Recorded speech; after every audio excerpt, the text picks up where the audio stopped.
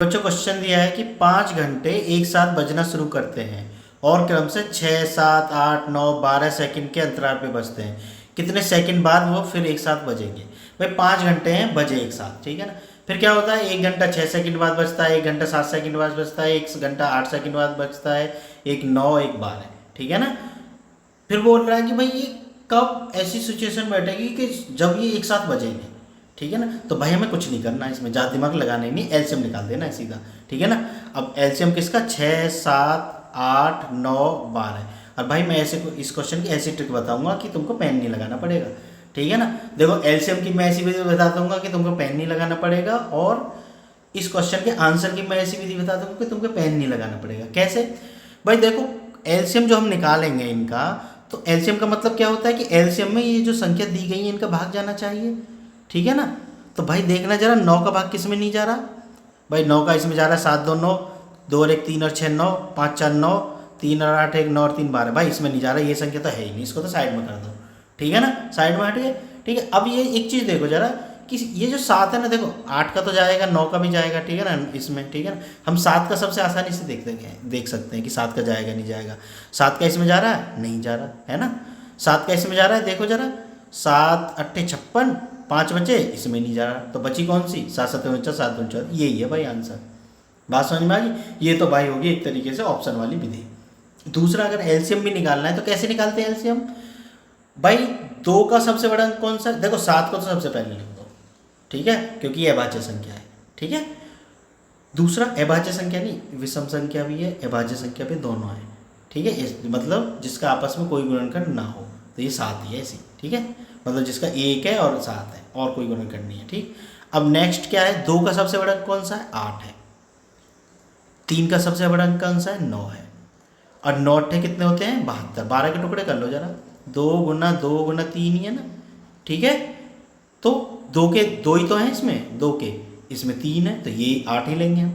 3 का इसमें 1 है, इसमें 9 है। समझ में आता है? एलसीएम का मतलब क्या होता है कि जो हमारे अभाज्य जो संख्याएं होती है ना, उनकी जो घातें होती हैं सबसे बड़ी घात हम ले लेते हैं, यही एलसीएम का रूल होता है, ठीक है ना। तो 3 की हमने सबसे बड़ी घात 3 की पावर 2 ले ली, 2 की सबसे बड़ी घात 2 की पावर 3 हमने ले ली, ठीक है। तो इस कॉन्सेप्ट को मैं थोड़ा और क्लियर कर दूंगा तो तुम्हारा बिल्कुल क्लियर हो जाएगा। तो देखो आंसर तो इसका 504 ही आ गया, ठीक है। 7 8, देखो इसी क्वेश्चन से तुम्हारा पूरा एलसीएम खत्म हो गया, ठीक है। तो इसको ध्यान से देख लेना इस तरीके को, बिल्कुल ठीक है, जो मैं आगे बताने वाला हूँ। तो भाई इसकी गुना करके देख लो एक बार जरा, मैं सही बता रहा हूँ या नहीं। 8 9 72 गुना 7 कितने हो गया? 7 दूनी 14 और 7 7 49 और 1 50, 504 हो गया भाई, ये हो गया ना। अब देखो मैं ऐसा क्यों बता रहा हूँ कि बड़ी घात ही हम लेते हैं। अब तो मुझे एक बात बताओ कि मान लो x की पावर 7 है गुना y की पावर 8 है और z की पावर 3 है, और दूसरी संख्या क्या है हमारी, हमें दोनों संख्याओं का एलसीएम निकालना है। दूसरी संख्या हमारी x की पावर 3 है और y की पावर 17 है और z की पावर 8 है। तो एलसीएम कितना होगा? कैसे बताया है हमें, क्या आधार होता है उसका? भाई x की जो बड़ी घात है वो ले लो, x की पावर 7 आ गया, ठीक है।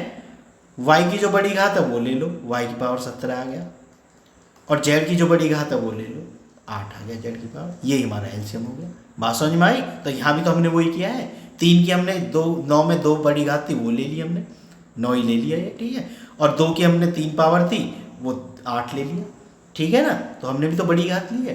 बात समझ में आ गई ना। तो एलसीएम का यही रूल होता है, देखो इसी से तुम एलसीएम भी सीखे, ठीक है।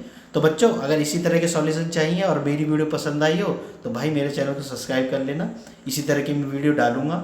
मैं क्या है, मैथ के प्रीवियस ईयर्स के जितने भी क्वेश्चन आए हुए हैं, एसएससी या उससे रिलेटेड जो एग्जाम होते हैं, यूपी पुलिस वगैरह जो भी आए हुए हैं, सब मैं अपने इस यूट्यूब चैनल पर डालूंगा।